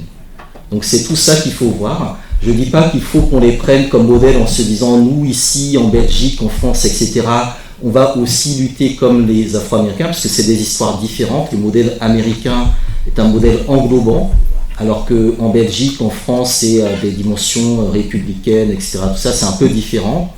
Mais c'est quelque chose qu'il faut analyser. Quand les autorités américaines combattaient les mouvements pour les droits civiques, ils ont beaucoup étudié la colonisation française en Afrique, pour voir en fait comment les Français géraient leur colonisés. Et quand, par exemple, il y a eu la guerre en Irak, qu'il y a eu un désaccord aussi entre la France et les États-Unis, ils se sont rabibochés en faisant en sorte que les Français donnent aux Américains les manuels de guérilla pendant la guerre d'Algérie.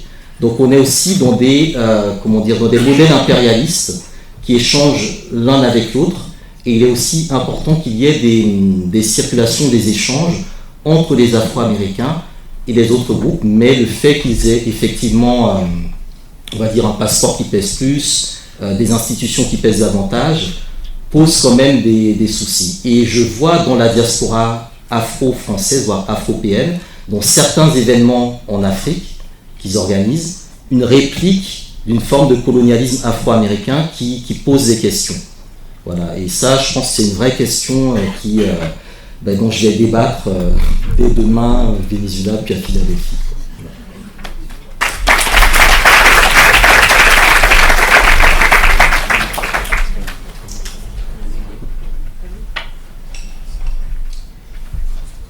Bonsoir. Alors, moi j'ai une question pour le professeur Lumpayi. Ma question est, donc, vous avez dit le fait qu'il faut s'engager sur le champ politique, il faut s'ériger, donc je reprends vos mots, en grand acteur, véritable agent pour transformer la société. Je suis un peu perplexe par rapport à ça. Du coup, ma question est, comment peut-on y parvenir quand nous voyons que d'autres sont déjà passés par là, ont tenté de faire bouger les choses, pour que le continent africain puisse bénéficier de ses propres ressources qui sont pillées par les Occidentaux, au péril de leur vie, dans un environnement qui n'est pas du tout sécuritaire. Prenons l'exemple de Thomas Sankara ou encore de Kadhafi. Je conçois le fait qu'il faut faire bouger les choses sur le plan politique, car tout part de là. Mais quand nous voyons que certains de nos présidents africains ou encore des pactes coloniaux avec la France, encore actuellement, sont les pantins, les marionnettes de l'Occident, ne faudrait-il pas commencer par là? Moi, je suis un peu perplexe parce que je me dis, ok, je vais arriver là-bas, je vais faire bouger les choses, mais j'ai peur en fait. J'ai peur pour ma vie.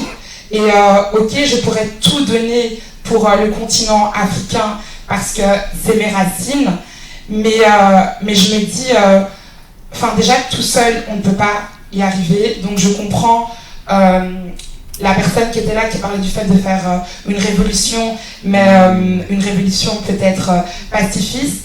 Mais moi, je vous avoue que j'ai pas forcément de l'espoir, même si on dit que l'espoir fait vivre. Mais quand on voit qu'on perpétue des schémas et qu'on n'arrive pas à faire bouger les choses, même des années après, en fait, que faut-il faire à notre échelle pour qu'on puisse y arriver? Et je me dis, les présidents qui sont là, qui s'enrichissent au péril de la vie des gens du peuple qui n'ont rien à manger. Et voilà, je sais pas, je suis vraiment dépassée par la situation en fait. Et j'aimerais bien, même si je sais que vous ne pourrez pas m'apporter une réponse concrète, effective, qui va faire que je vais prendre l'avion ce soir, je vais aller sur le continent africain pour faire bouger les choses. Mais voilà, ça m'attriste, vraiment.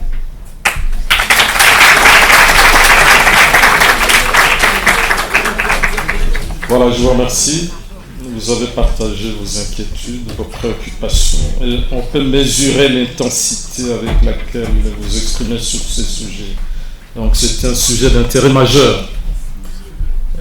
Je voudrais quand même rappeler, quelqu'un a parlé de Kémy Séba. Parfois il va très fort. Il a dit tous les petits chefs d'État africains sont des animaux de compagnie de Macron. Avant, comme qu'il a exagéré. Mais ça voudrait dire en effet qu'il est temps que l'Afrique que nous sommes et ceux qui sont là-bas, nous avons un parcours qui n'est pas forcément le parcours des anciens. Ils ont échoué, ils n'ont peut-être pas eu le sentiment de révolte qui est le nôtre. Et donc, je conçois tout à fait que le chemin peut être périlleux, difficile. Encore une fois, on doit faire le choix. Est-ce que je me classe dans la catégorie des optimistes qui croient à l'action et à la capacité, parce que nous avons des exemples de pays qui ont réussi.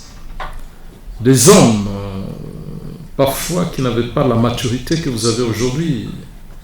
Si vous allez dans le pays de monsieur, comment il s'appelle, celui qui a fait les coups d'État en Guinée, là, le très grand, là. Voilà. Et vous avez peut-être eu l'occasion de suivre les grands discours de l'ancien président de la Guinée, comment il s'appelait encore, Sékou Touré. Vous voyez, c'était, on va dire, des apprentis de l'époque, mais ils étaient déjà solides, déterminés. J'ai envie de vous dire, le premier élément de ma réponse, c'est la prise de conscience. La deuxième chose, c'est d'apprendre à se battre. On ne peut pas se battre en ordre dispersé. Vous savez que la conquête du pouvoir politique s'obtient, en tout cas dans le contexte de pays qui sont en train de faire l'apprentissage de la démocratie au travers de partis politiques. Il n'est pas impossible pour des gens qui réfléchissent beaucoup, déterminés de s'emparer des grands partis politiques dans le pays du Sud. Moi, quand je vais là-bas, je me rends compte qu'à un moment donné, ils sont tournés vers vous alors que vous n'êtes pas sur terrain. Je me rends compte que la jeunesse est très engagée. Si vous décidez de faire une conférence, tout à l'heure, vous avez 200-300 personnes. Et M. Obama nous avait dit, je ne suis pas toujours d'accord avec lui, sur certaines questions, notamment les valeurs africaines sur lesquelles on ne peut pas peut-être négocier. Mais il avait dit une chose importante. Un homme et une femme, on peut changer sa classe en place. Vous tenez un discours et vous arrivez à convaincre les gens, vos collègues. Après, ce discours peut être véhiculé par 3-4 de la classe et vous allez changer toute une cour de récréation. Et après, ce discours peut être répercuté jusque dans le quartier. Et puis dans une commune, et dans une province, et puis dans un pays, et même dans le monde. Il faut y croire, le changement est possible. Mais à condition, enfin, c'est le dernier élément, il faut avoir une approche stratégique, n'est-ce pas? Il faut avoir une approche stratégique. Il faut être passionné. Et il faut tout naturellement, bien sûr, se doter. Vous voyez, là où il va aller, on va dire c'est le centre du monde. J'espère que le centre est en train de se déplacer. Mais il faut engager de stratégie et se servir de ce qu'on appelle les think tanks, des gens qui sont capables de penser de stratégie. En effet, il n'est pas difficile, quand vous allez en Afrique, d'occuper l'espace politique. C'est très facile. Mais il faut être là, il faut la détermination, il faut l'engagement. Maintenant, ça ne sert à rien. Si vous et moi, demain, on s'engage et on va rééditer la même chose qu'est-ce qu'ils sont au pouvoir. Moi, j'ai connu Félix Tshisekedi quand il était encore jeune ici. Voilà, mais c'est une question de personnalité, de détermination. Donc, pour nous, c'est possible. Et d'ailleurs, je vous annonce, c'est peut-être prématuré de le dire, moi, je viens de Lubumbashi. J'ai eu l'occasion de discuter avec pas mal d'acteurs. Je suis passé par la suite à Kinshasa au mois de juillet. Et mes amis qui sont très engagés, nous avons discuté des valeurs africaines. Et nous avons dit qu'est-ce qu'on peut faire pour qu'on ne nous impose pas dans ce qu'on appelle le nouvel ordre international, en effet, des valeurs qui sont tout à fait l'opposé de ce que nous avons en Afrique. On n'arrive pas encore à accepter, en tout cas dans nos traditions, dans les convictions des quantités de gens, comme c'est le cas ici, par exemple, qu'on nous impose d'inscrire dans nos constitutions, voilà, des valeurs, de considération qui concernent la famille ici. Mais si on ne décide pas nous-mêmes de prendre le taureau par les cornes et de verrouiller certains articles de nos constitutions, on ne peut pas être étonné que demain, nous allons commencer à célébrer contre peut-être la grande majorité des Africains. Je ne suis pas en train de m'expliquer à titre personnel sur la question très sensible qui peut concerner, je vis là-bas, c'est écrit, je ne défends ni l'euthanasie, ni l'avortement. Moi, je trouve ça très bien. Ça signifie qu'on reconnaît à l'être humain la capacité de décider de manière libre. Ça voudrait dire aussi que si tel est le cas, nos peuples, nos pays doivent décider souverainement sur ces questions-là. Et il faut les inscrire au cœur de nos constitutions. Vous voyez, ça c'est un sens de combat. Et les amis m'ont dit, qu'est-ce qu'on va faire? Eh bien, les anciens partis politiques qui sont là, c'est des vieux, ils sont très corrompus. Alors, nous avons monté la stratégie pour nous emparer de certains partis politiques, mais je ne vais pas les dire tout de suite ici. Alors, enfin, nous avons mis en place un projet ici. J'y travaille depuis, on va même dire 3 ans. Mais seulement l'équipe de mes compatriotes, j'avais choisi de travailler avec de prêtres, de pasteurs africains. Vous voyez? Pas de pasteurs aventuriers, de sérieux. Et nous avons décidé de créer ce qu'on appelait effectivement l'école de la gouvernance pour l'Afrique. Mais cette école de la gouvernance pour l'Afrique, EGA en sigle, ce n'est pas une école où on va à l'auditoire avec un prof. mais nous avons décidé d'organiser nos communautés et nous aider beaucoup. L'homme de Jean Blou, je ne sais pas s'il est toujours là, il a évoqué la question de la coordination de tous les mouvements qui peuvent exister. En effet, on essaie d'établir un répertoire de certains d'entre nous. Je dis encore une fois, la politique peut être une vocation. Ceux qui pensent qu'ils ont tellement envie de faire ça.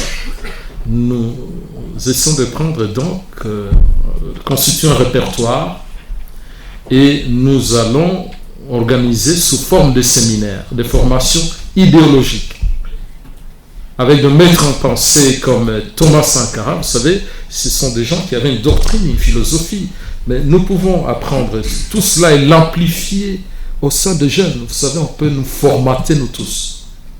Et nous, au travers de ces séminaires, qui est une école, on veut d'abord avoir par pays, au niveau de l'Afrique, des gens qui veulent être réellement engagés, et on va les accompagner d'abord par une formation idéologique pour marquer la rupture avec tous ces anciens qui sont que des corrompus, la plupart malheureusement, et deuxièmement, bien sûr, toutes les stratégies qui doivent être mises en place pour accompagner, on va dire, des personnalités émergentes et même les aider à structurer le parti politique en interne.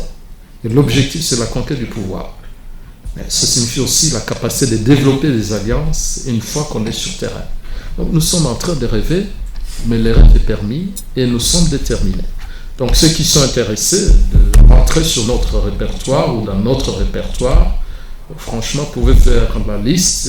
Lorsqu'on va organiser des séminaires, on a déjà commencé sur la formation idéologique pour la gouvernance de l'Afrique, mais vous serez invité à titre personnel. Okay? Donc il faut être déterminé et vouloir.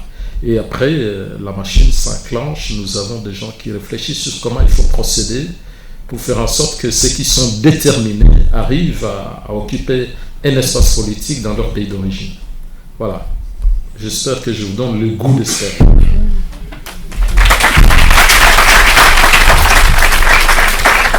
Merci beaucoup. On a vraiment plus beaucoup de temps. On va prendre une dernière. Je sais que la plupart d'entre vous sont un peu fatigués.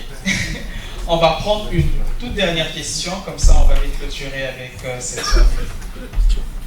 Ouais, bonsoir. Du coup, moi, ma question, c'est pour monsieur Boukari. En fait, c'est que tout à l'heure, du coup, vous avez dit qu'il y a beaucoup de travaux qui ont déjà été faits. Enfin, quand le Pacifique parlait du mouvement BLL, vous avez dit qu'en fait, il y avait déjà d'autres trucs qui avaient été faits et qu'on n'avait pas forcément repris. Et que maintenant, du coup, moi, ce que je trouve, c'est qu'on parle très souvent des Cheikh Anta Diop, des Kwame Nkrumah, même dans les noms qui avaient trop souvent toujours des Lumumba, des Sankara, alors qu'il y avait des milliers de personnes. Et que je pense que c'est dû au fait que dans les écoles où on a été, on ne parlait pas trop de ça, ou que c'était assez... la production dessus était assez courte. Moi, ce que je voulais savoir, c'est si vous saviez où est-ce qu'on pouvait trouver plus de documentation de manière académique sur justement tout ce qui a déjà été fait avant. Je ne sais pas si ma question est très claire. Oui, elle est claire. En fait, il faut... c'est un travail à faire, et je pense qu'il y a un travail de compilation des travaux les plus importants, les plus significatifs qui a été produit sur nos questions. Donc c'est un vieux projet politique qu'on appelait à l'époque le projet de l'Encyclopédia Africana, qui avait été lancé par Kwame Nkrumah, qui rejoint un petit peu tout ce qu'on entend sur Noircir Wikipédia, donc Afropédia, toute cette dimension faite d'encyclopédie des savoirs panafricains ou afrocentrés qui se posent. Mais de manière plus générale, la base, c'est la question de l'éducation. La révolution qui doit être menée, c'est une révolution culturelle qui doit partir sur l'éducation. Donc l'un des grands combats aujourd'hui, c'est faire entrer le panafricanisme dans les systèmes d'enseignement scolaire et universitaire. Moi, je suis invité dans énormément d'universités dans le monde, mais ce n'est pas ces universités-là qui vont mettre en place ces cursus pour justement étudier ce que vous devez savoir. Moi, le panafricanisme, je ne l'ai pas non plus appris à l'école. C'est par mon intérêt, c'est par mon histoire, c'est par ma trajectoire que j'ai été amené. Néanmoins, c'est quelque chose d'incontournable. Si vous voulez du travail dans ce 21e siècle, formez-vous au panafricanisme. Formez-vous au panafricanisme, c'est très important, parce que c'est par là que beaucoup de choses vont se faire dans les années qui viennent. j'ai énormément de sollicitations et je peine à trouver des jeunes bien formés pour me seconder. Je suis aussi dans une organisation, la Ligue panafricaine Umoja, que je préside, dans lesquelles il y a des ressources qui sont très intéressantes. En 2018, on a créé à Paris l'école politique africaine, dans laquelle on forme justement, on essaie justement de former des décideurs de nouvelle génération, puisque on voit bien que nos États disent qu'ils veulent rompre avec la France, se tourner vers la Russie. Qu'est-ce que ça veut dire? Ça veut dire qu'il y a aussi un marché de l'intelligence qui est en train de s'ouvrir aujourd'hui. Ce marché, c'est à nous de le conquérir, c'est à nous de nous y imposer, c'est à nous de créer nos formations qui seront proposées à ces États dont les dirigeants prétendent ou affirment vouloir rompre avec la France. Et là, on a besoin de matière grise. On a besoin de structuration, de formation, de cadres, de ressources bibliographiques. La révolution par l'éducation, je pense que c'est la révolution politique de base. Une fois que ce travail-là est fait, tout le reste en découle. Parce que si vous formez une génération sur les bases du panafricanisme, vous êtes absolument certain qu'il en découlera des dirigeants panafricanistes. Et pas du panafricanisme de constitution. Parce que dans la constitution, on peut mettre tout et n'importe quoi et ne jamais la respecter. Donc là aussi, je pense qu'il faut repenser quelque part les modèles. Il y a beaucoup de choses qui sont liées effectivement aux traditions orales. Il y a beaucoup d'éléments qu'on n'a pas par écrit, mais dont on a les pratiques.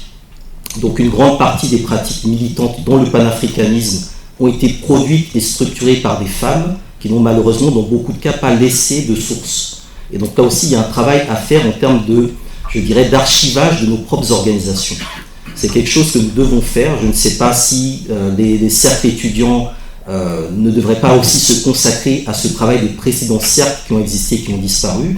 Mais il y a tout un ensemble d'expériences, de pratiques sur lesquelles on doit apprendre à se reposer et ne pas constamment, refaire la roue. Voilà. Et donc, la question que vous posez, elle est essentielle. Quand vous parlez de Cheikh Anta Diop, quand vous parlez de Thomas Sankara, on le connaît par ses discours qu'il a tenus publiquement. Mais beaucoup de ces discours n'étaient pas écrits par lui. Beaucoup étaient écrits par Valère Sommet, qui était le cerveau idéologique, l'un des cerveaux idéologiques de la Révolution. Le fameux discours de Sékou Touré, où il répond au général de Gaulle, c'est pas lui qui l'a écrit. C'est d'autres derrière lui qui l'ont écrit et qui ont dit « Tu es celui qui sait le mieux parler, qui saura le mieux exprimer ce que nous pensons. » Donc, je pense qu'il faut vraiment concevoir la dimension organique du travail intellectuel que nous avons à faire. On a besoin de toutes les ressources dans tous les domaines. À mon niveau, je travaille actuellement sur une réforme au niveau de l'Union africaine par rapport à une structure qu'on est en train de mettre en place en relation avec la question du Covid, quand des milliardaires ont dit on veut investir dans les trucs, etc. Donc nous, on s'est présenté, on leur a dit on a un projet. Bon, ils n'ont pas forcément encore investi parce qu'on doit passer l'étape politique. C'est pour ça que la question de l'économique et du politique, ça va ensemble. Et donc en janvier, à Addis Abeba, on a une réunion, on va tenter de faire bouger l'organigramme de l'Union africaine pour qu'un certain nombre de questions populaires puissent aussi entrer à ce niveau-là. Donc les questions de stratégie, elles sont à la fois au plus haut niveau médian et au niveau d'en bas. Et c'est en ayant justement les références de tous ces personnages-là qu'on comprend un peu où est-ce qu'on se situe et sur qui on peut s'appuyer pour avancer. Donc ce travail de compilation, je dirais que on doit le faire. Il existe des centres d'archives marxistes, communistes, syndicalistes, féministes, etc. Mais sur le panafricanisme, il n'y en a pas en tant que tel. Et ça, on doit penser à le constituer. Et ça aussi, c'est quelque chose qui renvoie précisément à l'expérience que nous avons ici en Europe. L'an dernier, à Paris, à la bibliothèque Beaubourg, nous avons organisé ce qu'on appelle une bibliothèque Black Studies à la française, dans laquelle en fait nous avons totalement décolonisé la bibliothèque en question, en montrant précisément en quoi il est possible de repenser les schémas mentaux et intellectuels à partir de nos propres questions et de faire émerger des archives qui ont été invisibilisées. Et on s'est rendu compte qu'il y a eu énormément de journaux, de production, d'archives, de documents sur l'histoire des Noirs en France, qui ont été invisibilisés. Donc tout ça, c'est des travaux, je dirais, de collecte. Je peux parler aussi, par exemple, d'une expérience qu'on a faite en Angleterre, le Black Experience Archival Trust, donc le fonds d'archives sur l'expérience noire. On a demandé à des collégiens d'aller interviewer les grands-parents du quartier pour retracer l'arbre généalogique. Parce que tous ces éléments-là, surtout dans le contexte de la diaspora, pour conclure avec la thématique qui nous amène ici, c'est vraiment de retracer les généalogies à la fois familiales mais aussi intellectuelles. Et force est de constater que ces généalogies-là, elles ont été rompues, elles ont été brisées, de telle sorte qu'aujourd'hui, on voit effectivement des personnes, je dirais, apparaître sur le devant de la scène et masquer quelque part les sources dans lesquelles on peut trouver ce savoir à l'état, je dirais, un peu plus pur et incandescent. Et ces mécanismes-là posent la question de la décolonisation de l'université. C'est une chose, effectivement, de faire tomber les statues, de faire renommer les salles, etc. Mais il faut aller plus loin. Il faut aller vraiment plus loin. Il faut que certaines questions soient débattues dans ces cadres-là. Et c'est en ça que, dès qu'on m'a proposé d'intervenir dans le cadre du comité Ujamaa, qu'on m'a expliqué ces politiques, parce que je m'inscris aussi dans cette lecture politique, je me suis dit, il faut vraiment que je vienne et que je soutienne cette initiative. Donc je vous invite tous vraiment à soutenir ce travail-là parce qu'il est extrêmement important et décisif dans les temps actuels.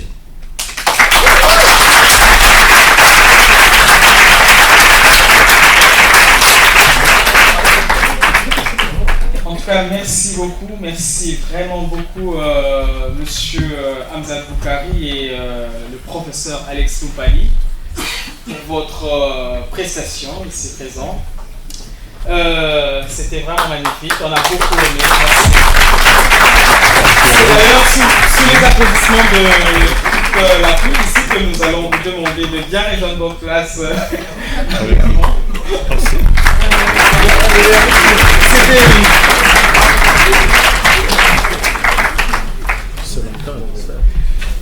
Oui, on va conclure. En tout cas, merci beaucoup. Merci.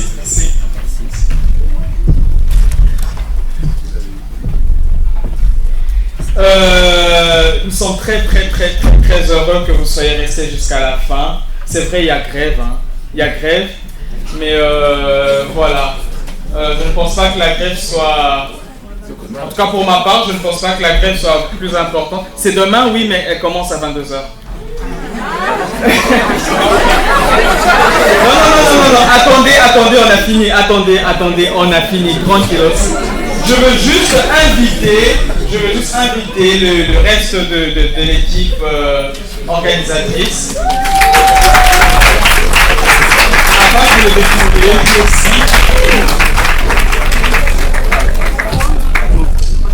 Nous sommes tous là, voilà. Et sans pour autant monopoliser la parole, je vais laisser la parole à Myriam. Vas-y, viens.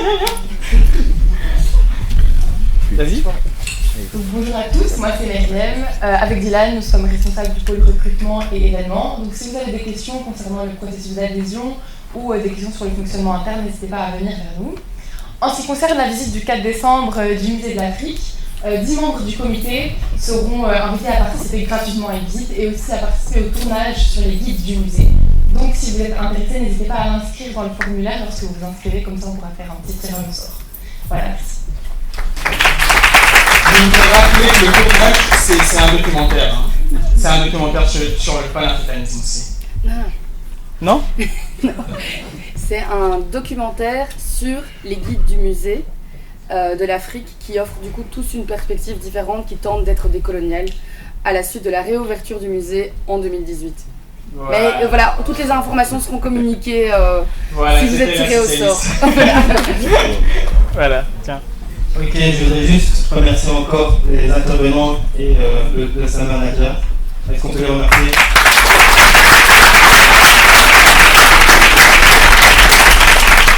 Merci encore à ceux tous qui ont soutenu le cercle, que ce soit Mohamed Si, Kiza, Marie-Glorieuse.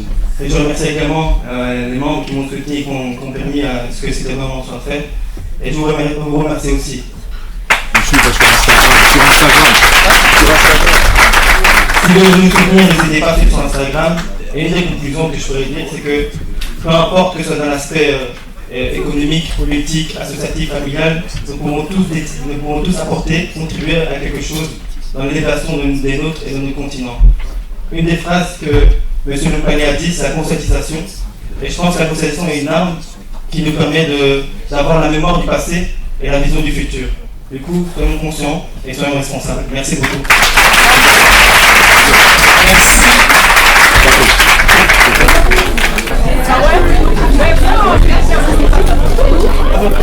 Mais non, putain, je peux pas rentrer à Paris.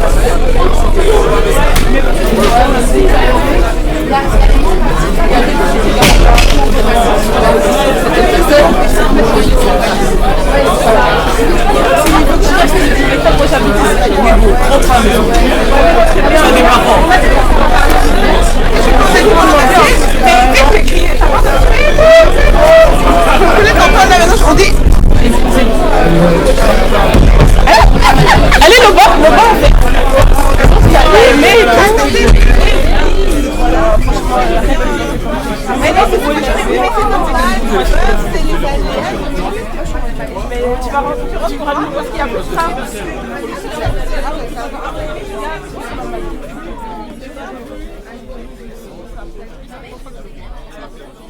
Qui parle, non, l'autre.